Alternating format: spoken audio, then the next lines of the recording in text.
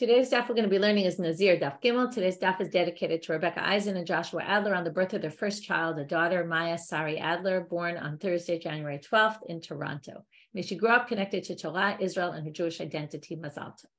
Today's daf is dedicated for the refuah shleima of Hannah bat Penina by her children and grandchildren. Okay, we're going to get started with our daf. A few quick announcements. If anybody didn't get to see the siyum, first of all, it's all up on the site. You can go find it on the daf post for Midar 91. You can also find it right now. It's at the top of the website. You can just click at the top of the homepage.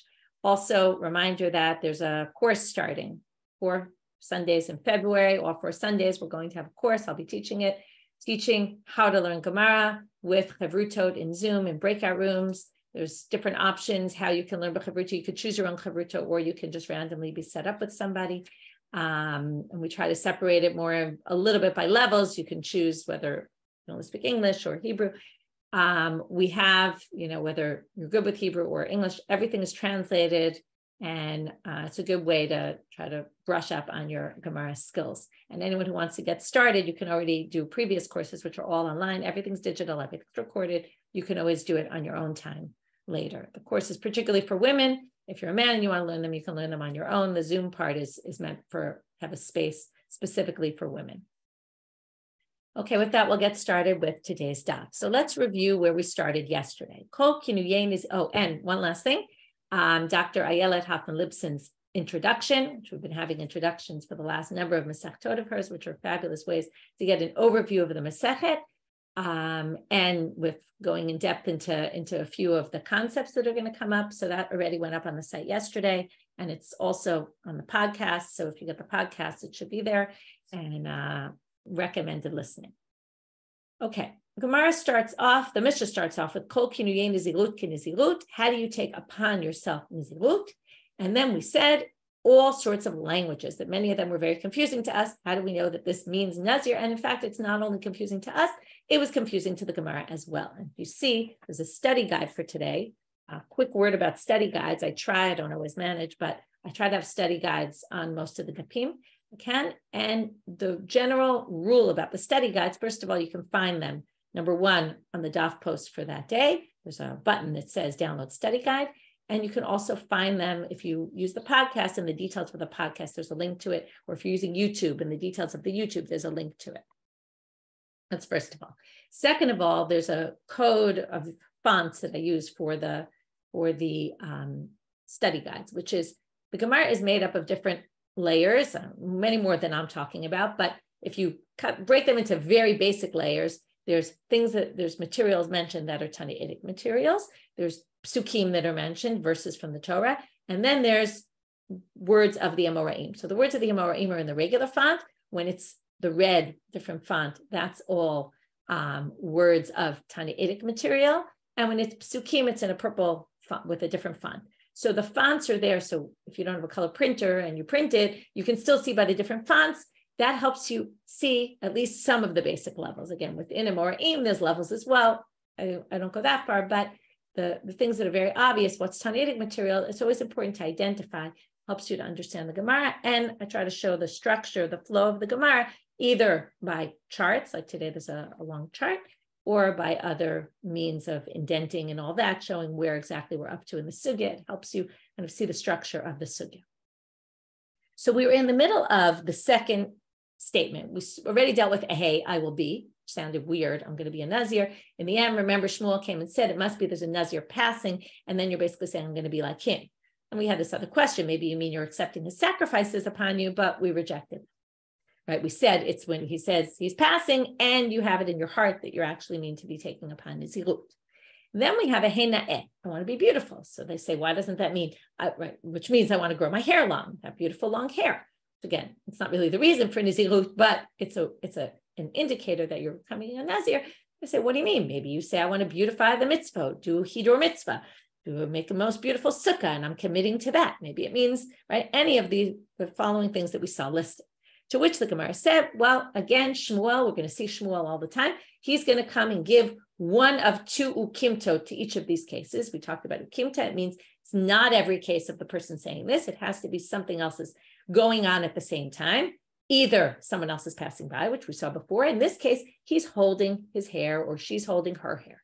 So if you're holding your hair and you say the words, hey, I want to be beautiful, you obviously mean you want your hair to grow long, and they assume you mean, and I'm accepting to be a Nazir, not just I want to grow my hair long, okay? Because I assume the thing is, why are you making a declaration about it, if not that you're taking upon yourself something? Again, it's hard for us to understand. It would be weird if I just held my hair and said, I want it to look beautiful. I wouldn't necessarily mean I'm a Nazir, but it has to be understood in a certain context. So we left with this last question, which again gets to the crux of Nazir in general. Nazira milta da'avera v'amrina le'na'eh, at the very last line in Daf Bet Amud Bet. A Nazir is a sin to become a Nazir. And you're saying I'm going to beautify myself by doing a sin? Sounds very strange. To which the Gemara says, yes, you could say that. Why? Ta'afilu leRabbi Elazar HaKapar. Who's the one who's really against Nazirim? That's Rabbi Elazar HaKapar. We've seen this before in Nedarim. Even Rabbi Elazar HaKapar, da'amal Nazir choteh, when he says a Nazir is sinning, hanimile gabe Nazir tameh, da'aide debai mistal. The Nazir Tameh is sinning. Why? Because what happens with the Nazir Tameh? He cancels out the days, right? You started becoming a Nazir, 15 days into your Nazirut, you became impure. What happens? Well, Amar Rachmana hayamim harishonim yiplu. All your 15 days don't count anymore. Ki Tameh nisra. And therefore, you have to take upon yourself, let's say it was a 30-day Nazirut, which we're going to see. A Stam Nazirut is 30 days. The average is for a month. I took it upon myself for a month. Day 15, I became impure. Okay, just a random example. Now I have to become a Nazir altogether for 45 days. So now they say, then it might be hard for me to do it. Because when I took it upon myself not to drink wine, not to eat grapes, not to do all these things, not to cut my hair, I had in mind that I was going to do it for 30 days. Mentally, I was prepared for 30 days. All of a sudden now it comes, I have to do it for 45. I might not be able to handle that. So that's someone who's considered a sinner. When they become impure, and notice the words in the Torah, we talked about this, where it says, Asher chatal nefesh, because he sinned on his soul, are specifically mentioned by the impure Nazir. So when Rabbi Elazar HaKapar is against Nazirim and calls the Nazir choteh, we're saying that's just a Nazir who became impure to dead people, and then had to extend their Nazirut, which basically raises all these possibilities that it might be too hard for the person to handle. Aval Nazir tahor lav choteh karibeh. But if he never became impure, he's not actually considered a sinner. This actually sounds reasonable, but it doesn't actually fit with the Rabbi Elazar HaKapar that we saw previously. Because if you recall, what did he say? What's the problem with a Nazir? Shetzi eretz momen hayayin, that he basically swore off of wine, which is any Nazir and not just a Nazir that becomes impure.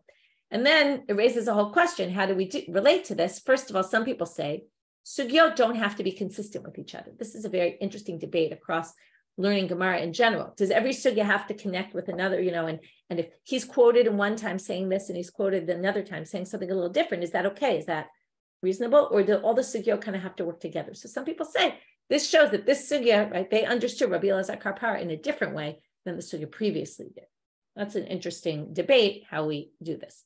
I wanted to just quote, somebody wrote me yesterday a very interesting insight about the Nazir being choteh, and the other issue is that part of the reason why they call a Nazir a choteh, there's two things. One is asher chatal nefesh, which actually comes up in the context of a Nazir that became impure. So this explanation actually makes a lot of sense in the context of that, because it's only someone who became impure.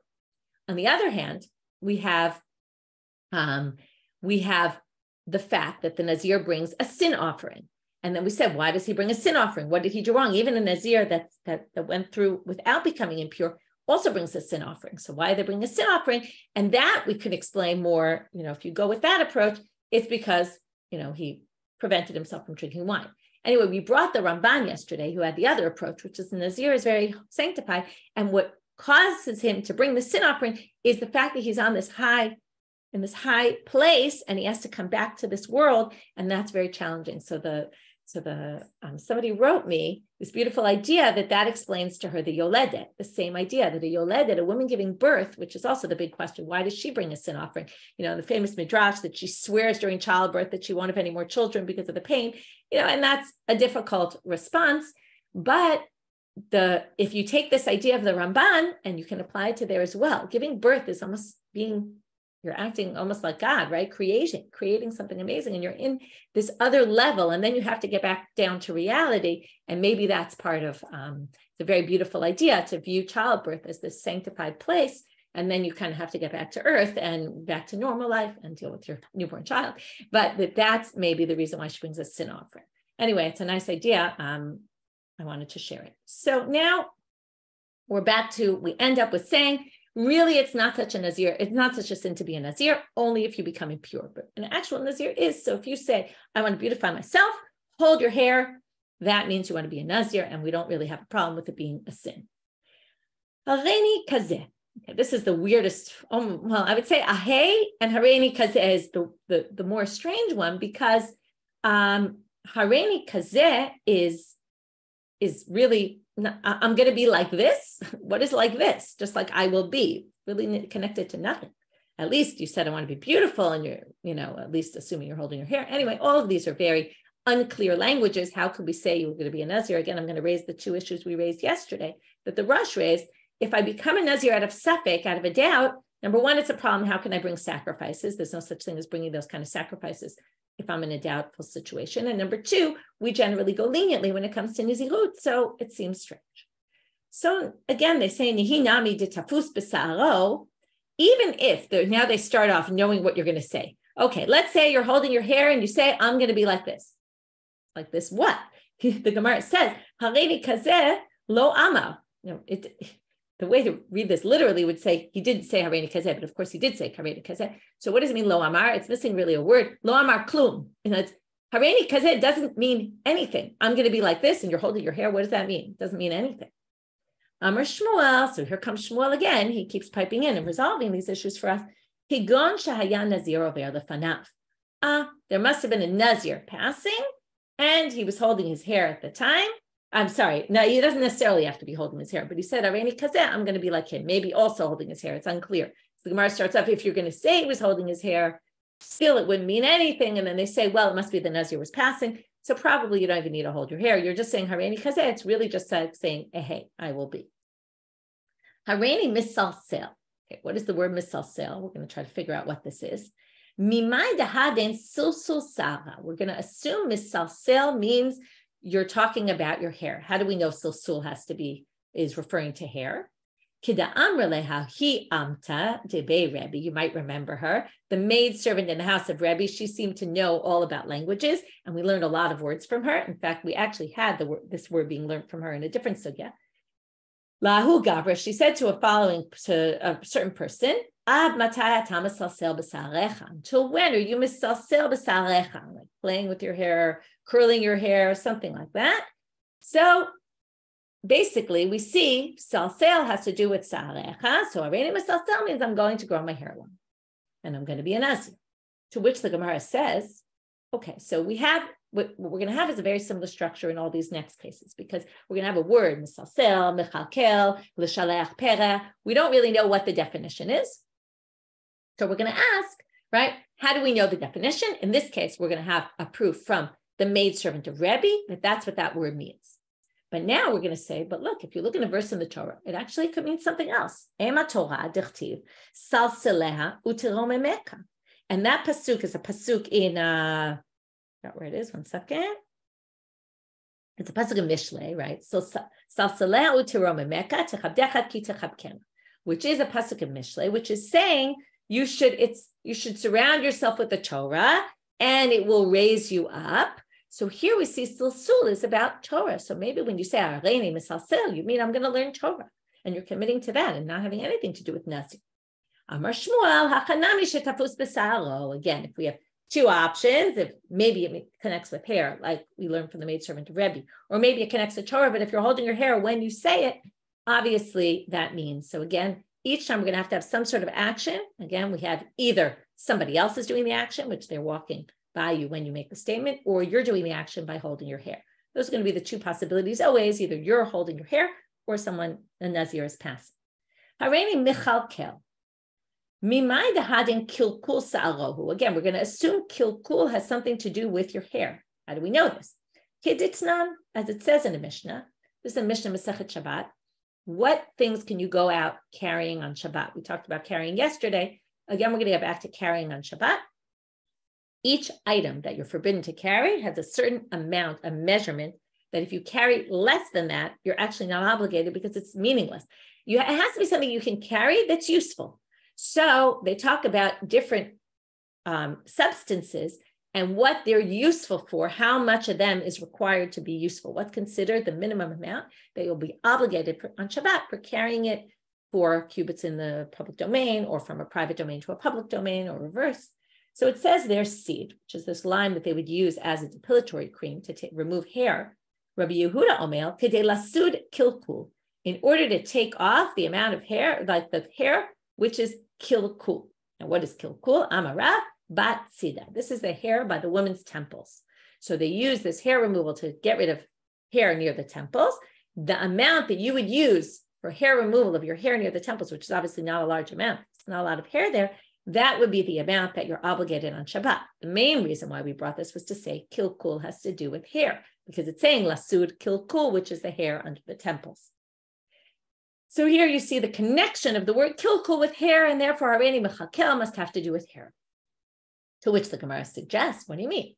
You've ever heard the word lechal, right? Lechakel. So it actually means ema mezan anye. Why doesn't it mean to support poor people? Meaning, maybe you're taking upon yourself to give charity. How do we know this? Kedichtiv, vayichalkel Yosef et aviv et echad. He provided food, Yosef, for his brothers and his father. So here you see that lechalkel is lechalkel chayim b'chesed. Right, that's used in a bit of a different way. It doesn't actually mean food, but it means sustaining. Usually means sustaining. So you're sustaining them, meaning not having anything to do with hair. Amar Shmuel. So here, by the way, again, we brought our proof. Okay, and the first proof, it was from the Amma of the maidservant of Rebbe. And then we brought a pasuk to try to question it. And then Shmuel said, it must be you're holding your hair. And then it makes it obvious. This time we brought a Mishna to prove what it means. Then we brought a pasuk again to contradict. And then again, Amar Shmuel, hachanami shetapus b'salro. You must have been holding your hair, which makes it obvious then the kilkul has to do with hair. Harei alai l'shaleach pere. Harei ze nazir. Now you say, I'm going to grow my hair long. Or at least that's what we're assuming l'shaleach pere means. To which the Gemara says, mimai dahadin shiluach ribuyahu. How do you know that shiluach means to grow your hair? Maybe it means, okay, so now, well, first they're going to say why we think that, and then they're going to say why you might think otherwise. So this time we're going to actually use a verse to prove it. So we started with the Amav. I'm just comparing the structure. The maidservant of Rebbe, a Mishnah, and here we actually have a pasuk. In Shir Shirim it says, Shlachayich pardes rimonim. Seems to indicate something that's growing from the woman, could be your hair, it could be something else, is pardes rimonim. It's like an orchard of pomegranates. Okay, there's different interpretations what exactly it is, but it clearly seems something that's growing and is more. So harei alai l'shalech pera would mean to grow your hair, which would mean you're a Nazir. To which the Gemara asks, what do you mean? Maybe it means you're going to take off your hair. Maybe you're saying, I'm taking upon myself to shave my long hair, okay? Because l'shaleach pera is wild hair, long. So maybe you're saying, I'm going to shave my hair. And we don't mean you're taking upon Nazirut, so at the end of the Nazirut, you'll shave your hair. No, it means you're just taking upon yourself to shave your hair, and you're not going to be a Nazir. How do we know l'shaleach would mean to take off? Well, it says v'sholech mayim al pnei chutzot.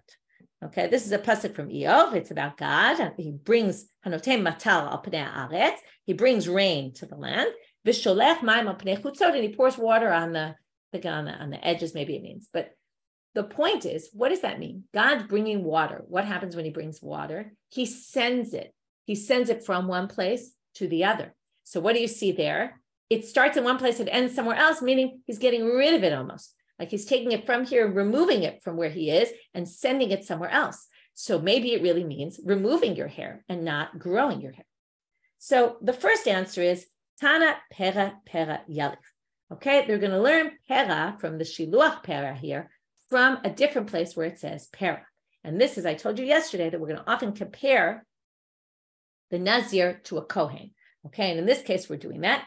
Ktiv hacha, gadol yeh gadel pera. Says in the pasuk by Nazir, gadol yeh, right? Kadosh yeh gadel pera. He's going to be sanctified and grow his hair long. Uchtiv hatam gabe kohen idiot And by a regular Kohen, it says, upera lo yishalechu, which is the Kohen can't grow his hair long.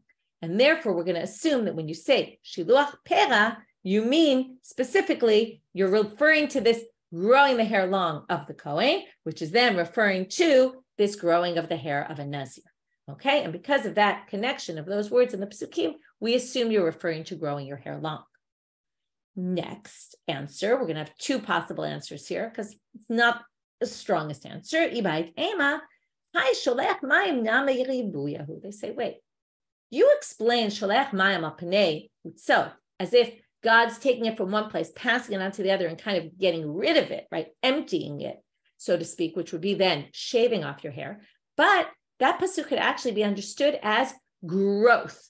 That shalech, he's sending water, right? Hanotei matar pnei haaretz is the pasuk is the part of the pasuk before.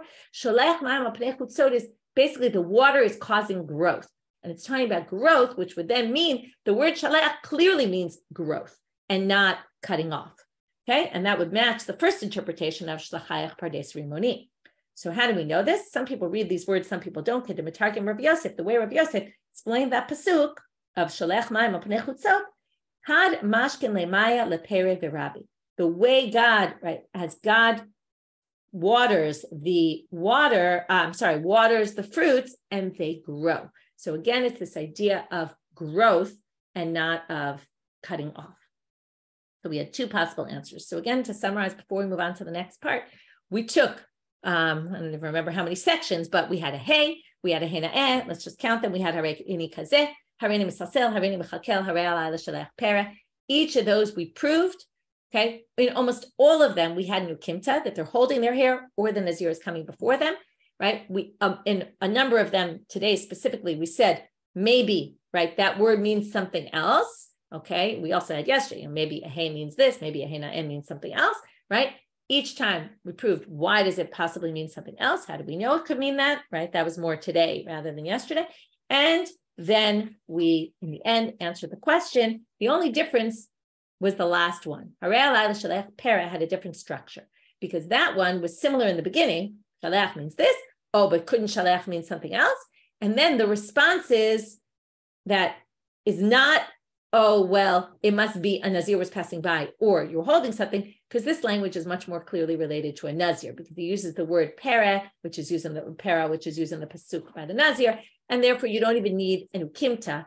And basically, they just had two ways of explaining. Either the shalach that we brought to question really doesn't mean shalach, or it's pera is clear enough because the word pera in the Torah, and because it clearly relates to the hair growth of the Nazir, and therefore there's no reason to question. Now we get to this more confusing case of harei alai tziporim. Why is it more confusing? Well, mainly because there's a machloket. So we're going to have to explain why is there a machloket Rabbi Meir and the rabbis. Rabbi Meir says if I say, I take upon myself birds, I mean I'm going to be a Nazir, and Chachamim say, no, I don't. We're going to have, and the reason why I say it's confusing is because we're going to have, number one, there's two opinions here. Number two, we're going to have a debate, Rabbi Yochanan and Reish Lakish, about how to understand their machloket. And then we'll end with, what's the difference whether you take, like, where is there a practical difference between Rabbi Yochanan and Reish Lakish? So, harei alai tziporim, Rabbi Meir says you're a Nazir. My time at Rabbi Meir. Amar Reish Lakish. Very interesting answer, kind of surprising, and maybe it shows how much more they knew Tanakh than we do, okay, that it was really something that everyone was very familiar with, because they say when you say the word tziporim asmuchim l'se'al kibel alav. Maybe he's referring to, or Rabbi Meir must assume it's likely you're referring to, birds mentioned in a pasuk in Daniel. Okay, you might know Tanakh somewhat well, but probably don't know psukim in Daniel very well, especially because they're in Aramaic. Maybe that's why they knew that. Maybe they knew Daniel better because they spoke Aramaic more than we did. But anyway, maybe you're referring to these birds mentioned in a pasuk in Daniel that refers also to hair growing long. Okay, it's a pasuk about Nebuchadnezzar, kind of bringing his downfall, and he's going to be left on his own. And it says, we're going to read the pasuk now, Dechtiv adi sa'areh, until his hair grows long, kinesharim, like the feathers of the griffin vulture. And revei, kinesharim revei, his hair is going to grow very long. Vitrofehi, and his nails kitziporim, like birds. His nails are going to grow very long, like the nails of a bird. Okay, it's showing how Nebuchadnezzar is going to be basically, left to nothingness. Now, maybe, interesting that you quote this pasuk specifically to say I'm going to be a Nazir. It is a very hard to understand proof. But Reish Lakish basically says that when you said birds, what you meant is, I mean the birds mentioned next to the hair, long hair of Nebuchadnezzar, which means that I want to take upon myself Nizirut. And then Rabbi Meir Saval, he holds, matpis inish b'midi desamech. We get back to that word hatpasa, which again means that when you take upon Nizirut or any vow, you generally either have to or you can. There was a whole debate. We had this in Nidarim. I'm not going to get back into that, but you connect it to something that's already kind of forbidden to you, so to speak, okay? Or something that is connected to language of a vow. So in this case, you said birds. According to Rabbi Meir, birds could be synonymous with something mentioned in the verse next to the birds, which is hair growth. And hair growth is a way of taking upon Nizirut. So basically, I say, I want upon me are the birds that are mentioned with the long hair. And what I really mean is I'm taking upon myself to grow my hair long to be a Nazir. Very hard to understand why you would specifically mention birds and not the part in the verse that you were referring to. And the fact that we assume you'd be referring to this verse that I assume most of you aren't familiar with in Daniel seems a little bit strange. And the context of the verse has nothing to do with Nazir either. But what you're basically saying is I'm talking about growing my hair long and referring to that pasuk. Well, now you can understand why the rabbis didn't agree with him. Rabbanan Savre, moving now to Amud Bet, lo matpis inish b'midi desamichle. No, people don't do that kind of thing. It's unlikely that when you said sipolim, what you really meant is this verse in Daniel, and you're really referring to the other part of the verse. People don't do that. Okay, again, this goes back to what we talked about a lot in the world of vows. It's all a matter of what we think a person might do. Is it likely that a person might say tzipolim and really be referring to the long hairs in that pasuk, or unlikely, right? And that's when we talk about human behavior, it's all a matter of debate. Maybe not, right? We don't really know what people are referring to, and they try to make generalizations about people. Do people generally refer to a verse and mention one part of the verse when they really mean another part, and what they're really trying to do is take a neder in that way, or not? That's the debate between Rabbi Meir and the rabbis, according to Reish Lakish. Now, if you're struggling with this, as I clearly am, Rabbi Yochanan comes and says, no, that's not the issue here. Rabbi Yochanan, amar kule amalo matpis. Nobody thinks that that's what this would mean here. That's not what's going on here in this debate. Ela hainu tamid Rabbi Meir, it's a totally different reason. Nobody thinks that when you say tzipurim, you really mean the hair and that you're trying to take on a vow of Nizirut. But the chayshinan shema tzipurei nazir tamei kibel alav. Maybe what you're saying is, remember I told you there's two sets of sacrifices. One if you become impure, and those include a pair of birds, one for olah, one for a burnt offering, one for a chatat, one for a sin offering. If you are not impure, if you don't accidentally become impure to a dead person when you're a Nazir, you actually don't bring birds, which makes Rabbi Yochanan's opinion a little bit difficult. But what he's saying is the following. That's why there's no perfect answer here. He says, maybe what you mean is, I'm taking upon myself to be a Nazir. And you say, Harei alai tziporim, what you're saying is in the event that I accidentally become impure to a dead person, well, then I'll bring this pair of birds. And by the way, it makes sense. It's referring to sacrifices because Harei alai is often also a language of sacrifices. Harei alai, right? Behema, or Harei alai olah, Harei alai shlamim. I'm going to bring this type of korban. So it could be it's sacrifices, and that's what you're referring to. So now they say, okay, but wait. What we're saying is the reason for Rabbi Meir is chayshinan shema tzipurei nazir tamei kibel alav. We're concerned that maybe that's what he took upon himself. To which the Gemara says, "Midei chayshinan kama." What you're saying is maybe, but maybe dilma tzipurei nedava kibel alav. Just like we have with the other thing. Maybe that's not what he meant. Maybe he meant harei alai tzipurim. I'm taking upon myself a pair of birds to bring as a voluntary offering to the temple. Like I said, this is a classic way of saying I want to bring a korban. Maybe what you're saying is, I want to bring a pair of birds for a sacrifice. To which the Gemara says, no, that this can't be. Why? Im ken harei alai ken mebayim. Nobody calls them tzipurim.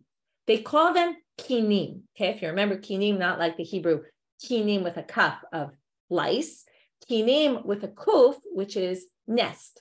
And they call them a nest. Okay, there's a whole Masechet Kinim I mentioned yesterday, all about these pairs of birds. And they're called kinim. We saw this in Shkalim. There was a special place where they would put for the kinim. So if you wanted to take a pair of birds as a pair of voluntary bird offerings, right, which you would do if you didn't have enough money, you wouldn't want to bring an animal voluntary offering, so you bring a bird voluntary offering. But then you would say, Harei alai king. So it can't be that. But the Gemara is not satisfied yet. Dilma harei alai tziporim etzorah kama. Now, when the Torah talks about bringing two birds, and they're called tziporim, for the tekes for the ceremony of finishing your leprosy. So maybe he's talking about harei alai mitzorah, which is a little bit strange because if he's not a leper, why would he be doing it? And maybe that would depend on he's a leper. Anyway, the Gemara is kind of just raising possibilities, to which the answer, again, what we're used to already, kigon shaya nazir over lefanav. Again, since it's possible, it means multiple things. It would be, you said harei alai tziporim, and there was a nazir going in front of you, so then we can connect what you're saying to that person. To which the Gemara says exactly what you said, Gita. Dilma nazir tamei ulepatromin korbonotav kama.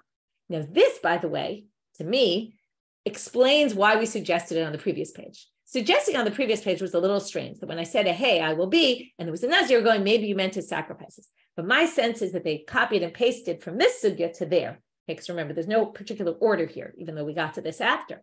But this here is a good question. There's a nazir going in front of you, and you say the words, harei alai tziporim, I'm taking upon myself sacrifices, right? The birds. So maybe it's that you see a nazir passing, and you say, I'll accept upon myself to bring his sacrifice. That actually is much more reasonable than when we suggested it yesterday.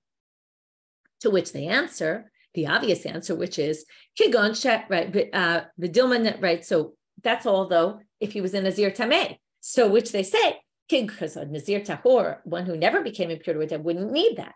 So kigon shaya nazir tahor over lefanav. So now they clarify. They say, if it was a nazir who wasn't impure to the dead, and he passed by in front of you, or she passed by and you said, you said the words, harei alai tziporim. What you mean is, I'm going to be a nazir like them, which means that in the event that I become impure down the road, I'll have to bring these birds. Again, it's a little strange why you'd be referring to something that only if you became tameh. Again, these are all hard to really understand. And again, this is something that we've talked about in the past. Often the Mishna means something, and it's very hard for the people in the Gemara to understand what they mean. And a lot of this has to do with language in that time when they were in Jerusalem, in Israel versus already they're in Babylonia, and they're post-temple time period, and we're already getting farther. And these are things that could have been language used by people, but the Amoraim aren't familiar with it. And it could have meant, all the use of language is very connected with context, time, location, everything. So it could very well be that there's many other interpretations and ways to understand this Mishnah, but this is the way, sure, we see Shmuel across the sugya, who's one of the first generation of Amoraim, living in Babylonia, trying to understand what the Mishnah is saying. And again, we assumed in almost all the cases, except for the Gadel Se'ah, we're talking about where a nazir was going in front of you. Okay? Now, again, going back to this machloket, Rabbi Yochanan and Reish Lakish, is it that we think that tziporim is referring to the se'ar and the pasuk next to the tziporim, right? The birds and the hair, or not? That's Rabbi Lakish. And Rabbi Yochanan thinks it has to do with, you're saying, I want to take on the pair of birds in the event that I am going to be impure. Again, that's what Rabbi Meir thinks. The rabbis say, no, that's not what you're talking about, because again, he's saying that doesn't really make any sense why you would be saying tziporim when, and therefore he doesn't accept this as a way of taking upon nazirut. So now the Gemara is going to ask, my benayu, when is there a difference between them, practical difference between them? It's a little bit hard to understand this sugya. Most commentaries think he's talking about Rabbi Meir. Okay, Rabbi Meir, according to Reish Lakish and Rabbi Yochanan, when would there be a practical difference between them? Ika benayu, the difference between them would be kigon de amar tziporim hasmuchim l'se'ar alai. If you said literally, I'm taking upon myself the tziporim that are next to the hair in the verse. So le Rabbi Yochanan, afagav damar haki, according to Rabbi Yochanan, that's not enough. Even for Rabbi Meir, because Rabbi Yochanan says nobody thinks that people are matpis b'davar samuch. So, in other words, what's the issue? He said tziporim that are next to hair. When he said tziporim that are next to hair, did he mean the hair or did he mean the birds? So Rabbi Yochanan will say clearly meant the birds because he said the birds. He said they're next to the hair, but he didn't say, I mean the hair. And therefore, only in nazir over lefanav in ilo lo. Only if a nazir was passing would you actually be a nazir. Le Rabbi Shimon ben Lakish, again, we're trying to understand Rabbi Meir only, who says you are a Nazir. Le Rabbi Shimon ben Lakish, af al gav de ein Nazir over lefanav. Mi'ika de lamanda amar lo matpis inish b'mil. Sorry, stop. So af al gav de ein Nazir over lefanav, it would still work. Okay, so now, according to Reish Lakish, we're going to assume that you don't need, even if the Nazir wasn't passing. Now, according to some of the commentaries, this means in a regular case where you just said Harei Alaytzi Polim, even Reish Lakish would agree that you have to have a Nazir passing. We don't assume you're talking about that verse unless there was a Nazir passing. But if you actually say, I'm referring to the birds in that verse next to the hair, but you don't say I'm referring to the hair, we can assume you meant the hair in the pasuk. Okay? But Rabbi Yochanan wouldn't accept that unless there was a Nazir. So according to Reish Lakish, you have two options. Either you said Harei Alaytzi Purim without connecting it to the verse. If there's a Nazir, we can assume you're connecting it to that verse. And if there's no Nazir, only if you said the words, I'm talking about Sipurim in the verse next to the hair, then it would work to accept Nazirut. Okay? According to Rabbi Yochanan, that wouldn't help you. You would have to have the Nazir. If you don't have the Nazir, it doesn't help at all. Next. Now we want to get to this assumption that was made by Reish Lakish according to the rabbis and by Rabbi Yochanan according to everybody, that when you say one word in a verse, we can't assume that you're talking about a word next to it in the verse, right? That's an assumption. That ein adam matpis, when you're using a language to express an expression, right? And one of these haflaot of taking upon yourself a vow, and you say one word in a verse, we can't assume you're referring to a word next to it. To which the Gemara is going to question this. Really, people don't hold by this? I'm going to prove that people do. Everybody does. Bahatanya, it says in a Braita, and it seems like nobody disagrees with this. Ha'omer yamin, if I say on my right hand, okay, what do you mean? Right? Generally, when people say on my right hand, it means you're swearing. So, harezo shvuah. So if I say on my right hand, I'm swearing. My timer, what's the reason? And here they're going to assume it's because yamin is juxtaposed in a verse to oath. And when you said yamin, you really meant oath. And that would prove, when you said sipolim, you really meant the hair next to it. So my timer, what's the reason? Lav mishum dichtiv, is it not because it says in a verse, vayarem yamino usmolo al hashamayim v'yishava b'chayei ha'olam. He lifted up his right hand and his left hand to the heavens and swore in the world, in the life of the world. And therefore, yamin is next to shvuah. And therefore, when I said yamin, I really meant oath. Amrei lo. They said, no. That's very nice that that's one verse, and yamin is mentioned next to oath. But we're going to show a verse where yamin means oath. And that's why yamin is defined as oath. Mishum di yamin gufe ikre shvuah. Yamin itself is an oath. Ditanya, as it says in the following Braita, minayin laomer yamin shi shvuah. How do we know that if I say the word yamin, it means an oath? Shene'emar nishba Hashem biyamino. God took an oath with his right hand. And uminayin laomer small shi shvuah. By the way, even left, saying left is an oath. How so? Shene'emar ubizroa uzo. That pasuk says, okay, nishba Hashem biyamino. It's a pasuk in Yeshayahu.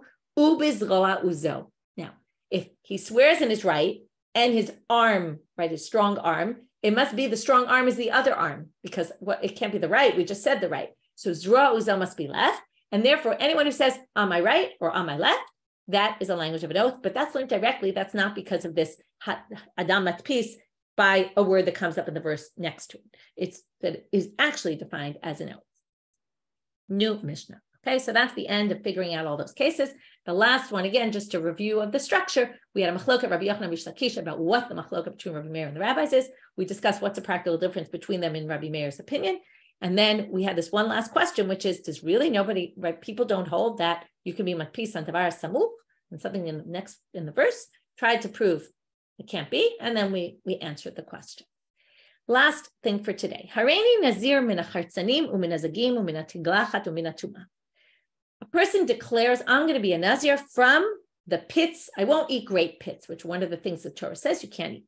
Or, okay, it says and, but it really means or I won't eat grape skins. I'm going to be a nazir that I won't eat grape skins. Or I'm going to be a nazir that I won't cut my hair. Or I'm going to be a nazir that I won't become impure to dead people. But you didn't say I'm going to be a nazir from everything. Mishnah rules, there's no such thing as partial nazirut. And because there's no such thing as partial nazirut, when you say I'm taking on part, you're basically taking on the whole thing. So that's what our Mishnah says. However, the Gemara immediately tells us that not everybody agrees with this. Our Mishnah doesn't match Rabbi Shimon's opinion. Tanya, as it says in the following brayta, Rabbi Shimon omer, eno chayav ad sheyidor mikulam. He agrees that you can't be a Nazir for part, but therefore says if you take on a Nazir for part, you're not actually a Nazir at all until you say I'm going to be a complete Nazir. So either you just say Hareni Nazir or something that means complete. But if you start saying I'm going to be a Nazir from something specific, since there is no such thing, it's a meaningless statement. Now, just to point out here, now they talk about the rabbis. This isn't a continuation of the brayta, where the brayta brings two opinions, but now they're going back to our Mishnah and saying, since our Mishnah is not Rabbi Shimon, it must be the rabbis who disagree with him. And now they're explaining the rabbi's position. I know this isn't part of the brayta because it's in Aramaic. Okay, Rabbanan already, by the way, is Aramaic. Okay, I know we think of it as a Hebrew word, but it's really Rabbanan. And it says, you'll see we're in Aramaic, immediately, Rabbanan Amre, the rabbis say, Afilu lo gazal ele b'chad minhon have nazir. Even if you only said one of them, you are a Nazir. And that's explaining the rabbi's position in our Mishnah. So now we're obviously going to have to go through where does everybody get their opinion from, and then start going into a back and forth. What does he do with his pasuk, etc.? We'll only get started with this today. My time of the Rabbi Shimon, what's his reason? Mikol asher yasem migefen hayayim echartzanim ba'adzag. It says from all that is done from the gefen hayayim, from the chartzanim to the zag, meaning it's a one package deal. You have to take everything upon you. The Rabbanan, my time, they say, it says you will separate yourself from wine and beer, which sounds like if you only separated yourself from wine and beer, you'd still be a Nazir. So Rabbi Shimon, what does he do with that pasuk? He needs it for a different drasha. That pasuk, miyayin v'shechar yazir, there's an extra word there, yazir. You're going to separate yourself from, right, become a nazir from yayin and shechar. Doesn't mean you can become a nazir by forbidding yourself only to wine. It means that you can't have, it's stressing, not just wine. You might think, oh, not just wine for pleasure, even wine for a mitzvah. To which the Gemara is going to start raising a question, and I'm only going to start it today. What's yain mitzvah, right? What would you assume? Mahi kedusha va'avdalta, kiddush and havdalah. If so, I'm going to stop here, and I'm not going to explain this end of the sentence yet, because first of all, it's in tomorrow's daf. Second of all, it's a verse that this whole question is understood in many ways, and I want to get started with that tomorrow, of how many different ways, or what are some of the different ways that we could understand the Gemara's question. So basically, we're at this ping pong between the rabbis and Rabbi Shimon. How do they derive their positions that saying I'm going to be a Nazir for some things, does that include everything, or does it mean one thing is nothing and therefore you're not even a Nazir? So obviously it would have huge ramifications. Are you a Nazir or you're not a Nazir? And with this, we'll end today's Shiur. Have a great day, everybody. We'll meet up tomorrow.